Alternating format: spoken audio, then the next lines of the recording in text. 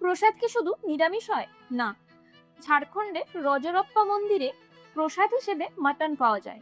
হায়দ্রাবাদের মানুষজন এজমা বা হাঁপানির রোগ থেকে মুক্তি পাওয়ার জন্য জ্যান্ত মাছকে প্রসাদ হিসেবে গ্রহণ করে।